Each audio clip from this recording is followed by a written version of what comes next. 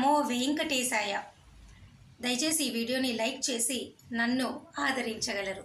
ఇక ఈరోజు మధ్యాహ్నం 3 గంటలకు అక్టోబర్ నెలకి సంబంధించి 500 రూపాయల వర్చువల్ పార్టిసిపేషన్ దర్శనం టికెట్లు అయితే విడుదలవుతున్నాయి. ఈ దర్శనం టికెట్లు బుక్ చేసుకున్న ప్రతి ఒక్కరూ కూడా ఏ విధంగా అయితే 300 రూపాయల దర్శనం క్యూ లైన్లోకి వెళ్ళి దర్శనం చేసుకుంటారో అదే క్యూ లైన్లోకి వెళ్ళి మీరు దర్శనం చేసుకోవచ్చు. ఓకేనా అండి.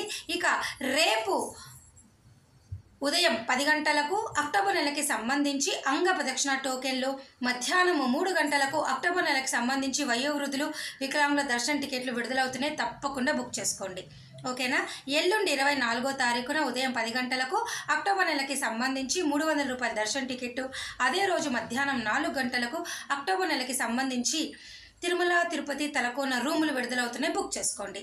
అలాగే నిన్న మధ్యాహ్నం 2 గంటలకు ఈ రోజుకి సంబంధించి 18,000 ఉచిత సర్వదర్శనం టోకెన్లు తిరుపతిలో మీకు విష్ణు నివాసము, శ్రీనివాసము, భూదేవి కాంప్లెక్స్లో విడుదల చేశారు. అవన్నీ కూడా సాయంత్రం 5 గంటలకల్లా అయిపోయాయి. అలాగే ఈ రోజుకి సంబంధించి 3,000 శ్రీవారి నడక మార్గం టోకెన్లు విడుదల చేశారు.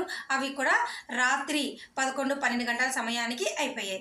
ఇక మీరు చూడండి, ఈరోజు టీటీడీ వారి లేటెస్ట్ అప్డేట్స్ ప్రకారము నిన్నటి రోజు 77,481 మంది దర్శనం చేసుకున్నారు.